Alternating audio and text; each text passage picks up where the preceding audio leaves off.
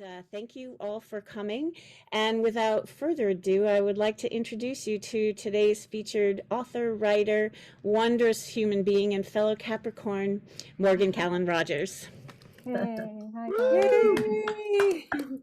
Yay, thank you. Hi, Morgan. Hi, Suze.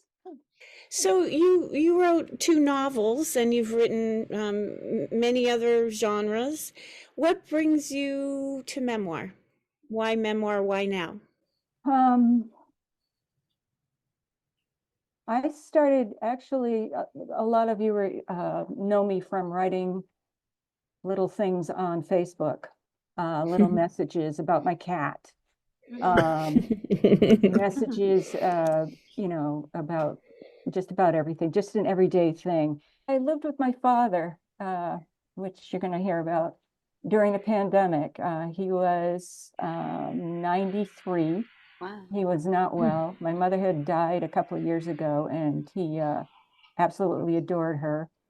And he and I always had a challenging relationship growing up.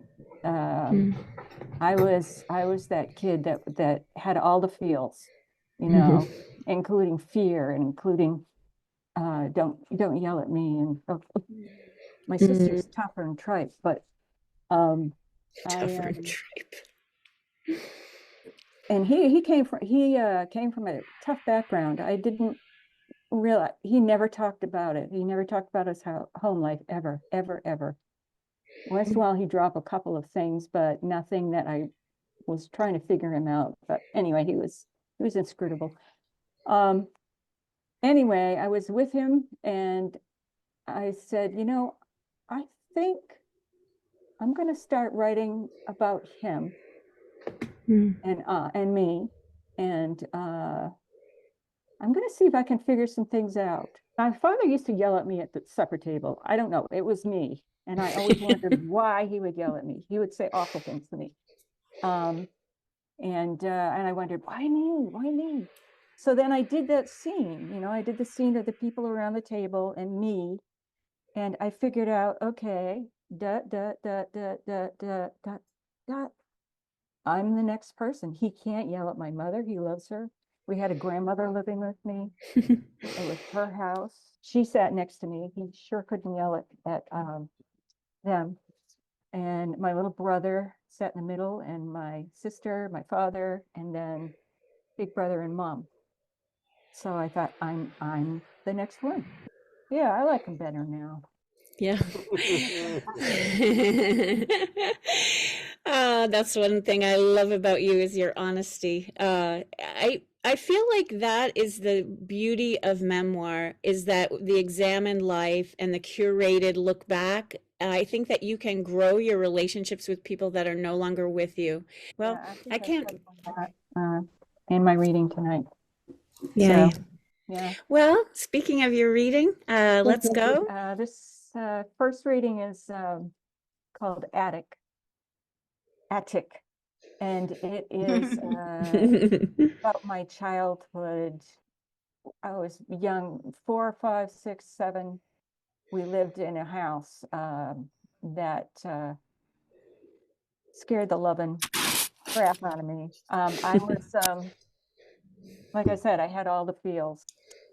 I swear I could jump from the top of the attic stairway from the 3rd floor down to the 2nd floor. 13 stairs. Watch me, I begged my sister. She, standing at the bottom, said, "Don't do it." But I did it because I had done it before. I could fly.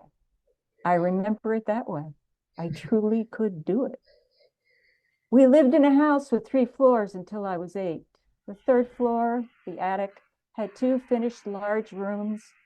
Our scattered toys ruled one room, while maple dressers and a double bed took up the heart of the other room. My sister slept beside me as my heart thundered and I cried. I waited to be bombed. B-52s from a nearby air base growled low over our house. A television show that aired before Lassie had convinced me that we were at war. Oh, no. I feared we would be buried in rubble. When I couldn't contain the terror anymore, I roused my sleeping mother, who told me to go back to the attic and go to sleep, heaven's sake. One night, I sleepwalked and woke up on the floor in the toy room between the toy box and a large walking doll with one arm. I stared at her fixed eyes, too afraid to move, until the cold from the linoleum floor seeped in my back and forced me up. I scooted back to my sister's warmth. She slept through my night terrors and wanderings. She slept through it all. During the day, my sister and I walked through a passageway that connected the two rooms. A partial wall in the passageway allowed us to drop over the edge of it and down into the eaves, where we could crawl around or hide or jump up or scare each other. Boo! Boo on you too. You didn't scare me. Yes, I did. No, sir. Yes, I did. Yes, I did. Older now. First grade and entertaining a circle of girls there. Older now, first grade and entertaining a circle of girl classmates in the toy room. One stood in the middle, small hands cupped over her eyes, weeping. The girls ringed her, moving in a rosy, shouting, "Whore! Dirty!" I stood outside the circle, watching them dive bomb her blameless poverty. I swear I told them to stop. I know I did. I swear I saved her from them. We moved away when I was 8 years old. I left a small toy tucked into the darkest corner of the eaves behind the partial wall in the passageway. A clear plastic giraffe that I had named Vanilla.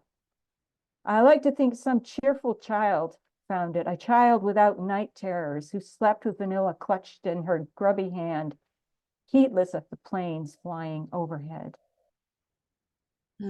Beautiful. Wow. So I had to write about Dad because I was with him for the whole pandemic, and I was with him when he died a year and a half later. And we had lots of things. He was very set in his ways. Breakfast with Dad during a pandemic. A cynical daughter's guide to living with a grumpy, sad old man who misses his wife and wants to die. Wow. Part 1. Are you kidding me? It is 4:28 a.m. on Thursday morning, January 28th, 2021. I am up preparing my 92-year-old dad's breakfast while he showers. I'm not fond of this hour. In fact, I don't recognize it at all. Dad is one of those freaks who gets up early because it reminds him of the army. I like to sleep in until 9 or so. Winter has marched in with a big old blizzard. Something else has marched in as well, a medical pandemic called COVID-19. We have been shut in since March 20th, 2020. I moved in with Dad the day before the world closed down. Wow. It's so ironic in so many ways. Let me just mention 2 of them. I am 68 years old, single, and doing the thing I've always dreaded. I never wanted to live with my parents during their dotage. D-O-T-A-G. How do you pronounce that? Dotage? Yes, you're good. I like dotage. I never wanted to live like this. I am fast approaching my own dotage. I am the dotage daughter, the one so ill-equipped to take care of anyone. It's scary. I thought I would be a grandmother with babies given to me by my 2 perfect children. I thought we would be discussing my options. But, however, I'm not a grandmother. There are no grandchildren. Nothing says finality like speeding towards 70, watching my very old, and aren't we both surprised, Dad, as he waits to die. My sister and I tried to encourage my parents to move into assisted living. Then my mother died, and he did not want to move. To be fair, he's blind, and he's proud, and he feels like it's his fault for his inoperable macular degeneration. He shakes, he's unsteady, and have I mentioned, he's proud. Also, he's afraid he'll be part of a minority of men, and he doesn't want all of the women chasing him. day after I moved in, the COVID lockdown took place. I went into my parents' room, gazed at a picture of my mother on the wall and said, "Are you effing kidding me?" Just smiled. She had a wonderful smile. My father also speaks to her photo when he goes to bed. "Night, Fran," he says. I can hear him say it from my nearby bedroom, and it breaks my heart. Okay, so as I said, he really took to the Army. He could do nurses' corners, or what do you call those corners? Oh, hospital corners. Hospital Yeah, corners. hospital He did corners. those, you could bounce a dime off the sheets. He loved doing all that stuff. He was a sergeant, and tough guy. He always lived like he was still in the Army. This is called Instructions for Dad's Breakfast. Since Dad is almost blind, it is important to put things in their proper place. He was also an Army sergeant, and he likes order. My process is to set his dark blue cereal bowl on the table, fill it with cereal, pour his pills into a little red plastic cup, put the cup on the table, put out a napkin, place a spoon for the cereal on the napkin next to the bowl, pour the milk into the cereal bowl, heat water, pour heated water into a mug over a scant teaspoon of instant decaf coffee. On one side of the cup is a statement that reads, "Work is for people who don't play golf." A spoonful of sugar and a bloop of hazelnut creamer into the mug. Place mug on table. Put a plain or molasses donut on table between mug and cereal bowl. Dad is a creature of habit. While I am usually roaming some inner landscape with my imaginary friends or wishing I was still in bed. At any rate, I always forget something, usually the cereal, teaspoon, or the milk. Dad is amused by my forgetfulness. He'll say, "For Christ's sake, you goofy or something?" I'll laugh and jump up and scurry to make amends. I throw together a bowl of my kind of cereal, make some tea, and we talk a little bit, but it's freaking 5:30 a.m. I run out of things to say. Awkward silences make me so uncomfortable. So, What's your dad's name? What's his my first name? dad's name was Warren. Warren. Everybody called him Smudge. Yeah, why? But we didn't know. He said he lived in Winnegans down before Pittsburgh, that way, down toward Popham. He like I said, he never talked about his family. He didn't remember why they called him Smudge, but he finally said, "Maybe I had dirt on my face." Wow, the mysteries. I got it. Can you hold it up a little higher? Oh, nice. Oh, Smudge. Oh. Does he look like me? Oh. Does he look like me or what? Yes. I asked him once how long he had been here in the United States. I don't know where. He said, "Since the rocks." Okay, onward. Church with Dad. Every Sunday, Dad and I go to church. We don't have to walk far. We watch it on the television in the living room. I wrap up in a blanket on the couch while he sits in his lounger chair and listens to the Mass. He joined the Catholic Church when he married my mother, who was already a devout Catholic. They went every Sunday to St. Mary's, as did we kids, until most of us left for various reasons. My mother's gone, but he still watches it on telly. And now so do I. I'm half asleep when the church mass begins. I doze almost immediately during the service until I feel it amounts to a change of energy in the room. "Let us offer each other the sign of peace," the priest intones. And me and my dad do what the priest suggests. I reach my hand from the couch. He reaches his hand from the chair. We meet in the middle. "Peace be with you," we both say. And after that, Mass is over, and I kiss him on the side of the head, tell him I love him, and scurry back to bed. So I have a little thing here. I'm using a letter and a number from my brothers because I have to get permission to use one of my brother's names. And my other brother is not with us anymore, but I still want to respect his, let me know, Mike. Well, now we know. Okay. This is called Downhill, starring B1. My brother B1 and I take the chairlift to the top of Sugarloaf, Sunday River. No amateurs allowed. I can't remember the name of the mountain. It doesn't matter. As we drive closer, I note that the big ski slope is steep.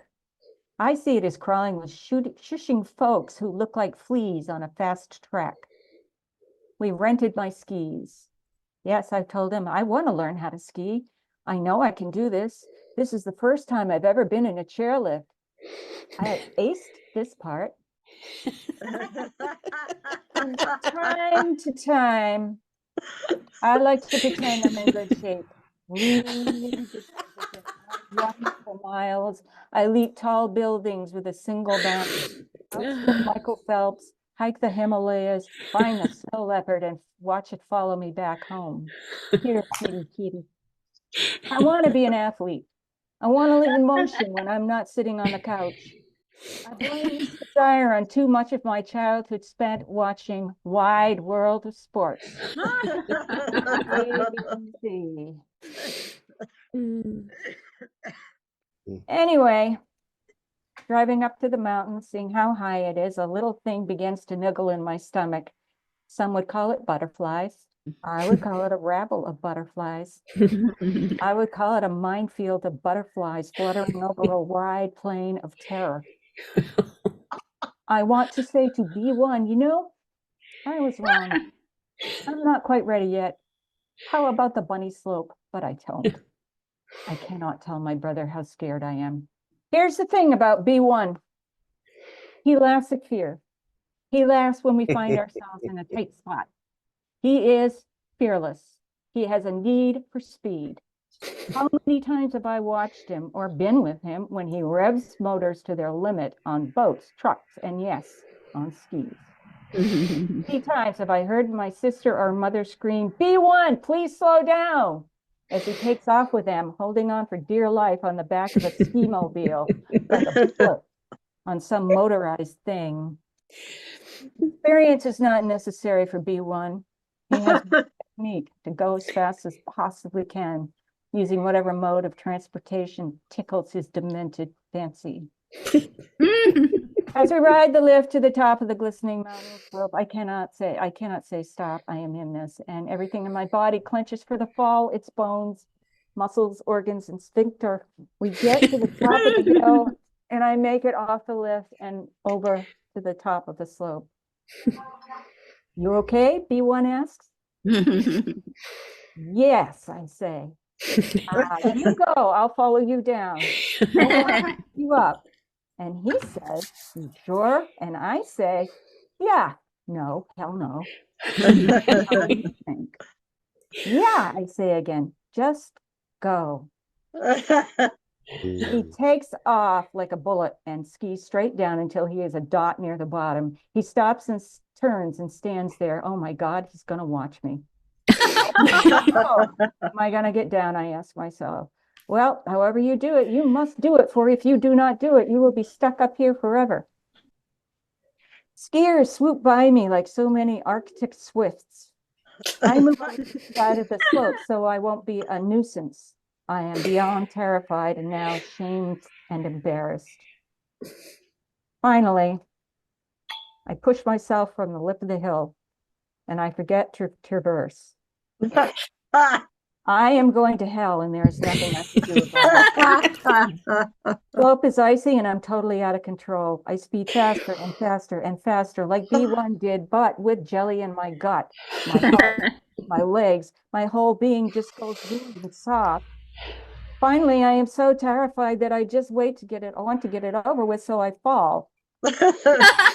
Roughly what feels like 60 miles an hour. It is one spectacular fall. So spectacular, I gave those words their own paragraph. I lay here on the slope, feeling for breakage, feeling for signs of life, feeling for, and here comes roughly 8-year-old boy zipping across the street. Are you all right? He asked me breathlessly. Boy, that was a bad fall. Are you sure you're okay? A middle-aged couple skis up to me and they slam on their ski brakes. How they did that, I don't know. I'm okay, I say to the 8-year-old. To the couple, I say, get me off here, please. I don't go into particulars about how I thought I could do it. Okay. And because I had entranced myself into believing I could do it, and as I say, pride goeth before a fall, I guess the hell it does. Pride is a lousy precursor. It's like cocktail hour. It has nothing to do with real life. It doesn't regulate speed or balance. It runs like a bastard who's been caught in a monster lie. These people are patient with me, so patient, and they know how to ski, and they help me to traverse slowly. My shoulder hurts. I have pulled something, I know, but don't worry about it, as my saviors get me off the damn mountain. They take me to B1, and they ski off. I will love them forever. B1 asks if I'm okay. That fall was really bad. Really bad. Wow. I know, I said, embarrassed, ashamed, humiliated. I feel stupid. STOOPID, stupid. While he skis solo down the slope several times, I sit in the bar. At least I know how to get drunk. I am floating above myself when we leave. That was really bad. I agree with B1 in the car, and I giggle. And he cracks up again.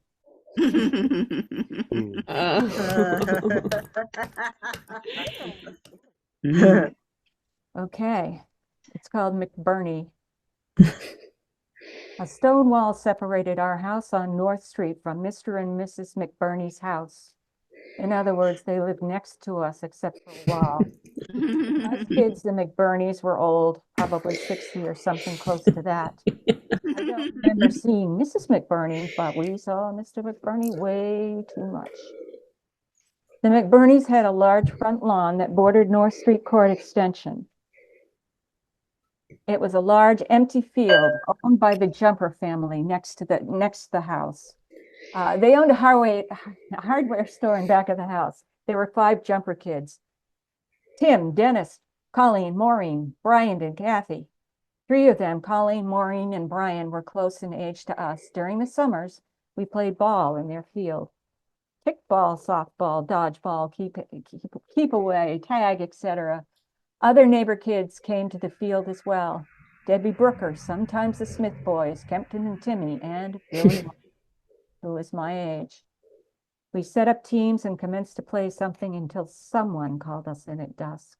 So, McBurney's house, North Street Court, the field, balls, footballs, softballs, tennis ball, baseballs, and those big plastic balls for games like kickball and dodgeball. Teams, batters, kickers, throwers. Play was fierce and fast until it happened, and it happened a lot. The balls, large or small, or splint-shaped or round, took a turn to the left of the field, rolled across North Street Court, and ended up on McBurney's lawn. When that happened, we froze. Maybe he wouldn't come out. Maybe he hadn't noticed. Maybe if someone ran over quickly and grabbed the ball, we could get away with the unintentional sin of tainting his private property by bruising the grass with our errant orbs. Oh, we always came out. Had a routine. He would set up a chair in back of his summer screen door, and he would watch us, and he would wait. Once a ball landed on his lawn, it was lost to us. It was as if the ball had entered the borders of communist Russia. Don't kick balls onto my lawn, he would growl in his rough voice, cranky, mad because he was old. He would pick up the hapless ball, and that was the last we would see of it. Could we get another ball easily? Yeah, the Jumper's dad had sports equipment in his hardware store, but he refused to help out after a while because his balls were expensive. Here's the thing. Adults were adults then, and we were children, and we had no rights. Adults agreed with adults. Children did not argue. Our father said, don't play there and you can't lose the balls, but we had no other place to go. What did I just say? My father said, and that was the end of it. McBurney broke us one day, finally. I was about 13. It was summer. I don't know what game we were playing. I just know someone kicked a big round ball and it bounced over to McBurney's lawn. He came hustling out, khaki pants, a short-sleeved white shirt, suspenders, and a summer fedora hat. Most of what remained of his hair was hidden under the hat.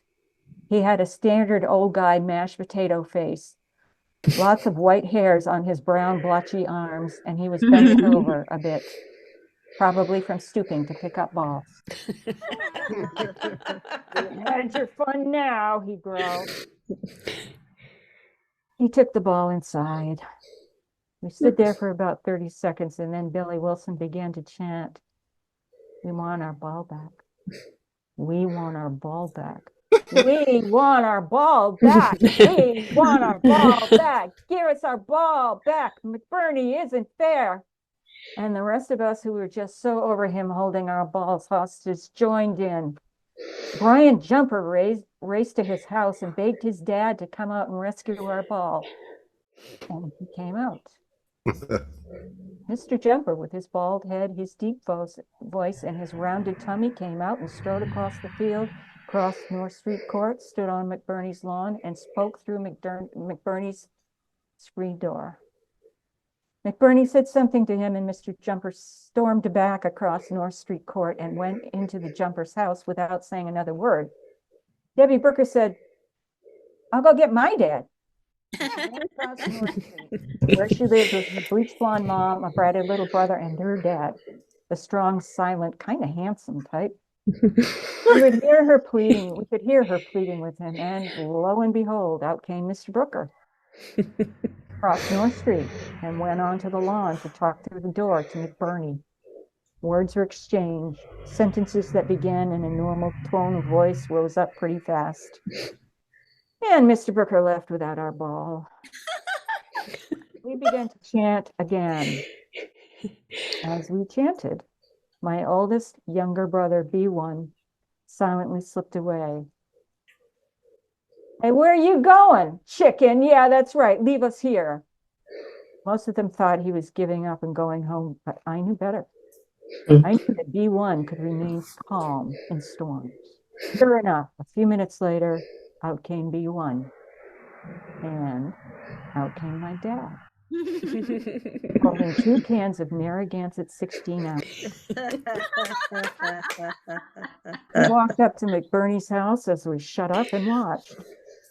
After about 10 seconds, McBurney let my father inside. B1 sauntered back to where we all sat and sat quiet on the field grass. "What did you say?" I asked, shrugged his shoulders. We waited while beers were downed, men spoke, and neighbors talked. And then my dad came out with our ball. He tossed it to B1 and said, "Keep them damn balls off his lawn, for Christ's sake." I don't think I could have been more astonished and more proud of my dad. I wrote a version of this story when I was about 10 years old. And he laughed and laughed. My fondest memories of him. My father could growl like the army sergeant he'd once been, but he could laugh hard too, and he had a great laugh. Of course, predictably, our balls kept rolling onto McBurney's lawn. He kept up his campaign, but eventually, to quote E.E. Cummings, "Down we forgot." One day McBurney died, I guess, and someone built a big, ugly ranch house on the field, which was never ours to begin with, except when we played there, and they called us home at dusk. Oh, beautiful. That is a great story. I can just feel your neighborhood. That's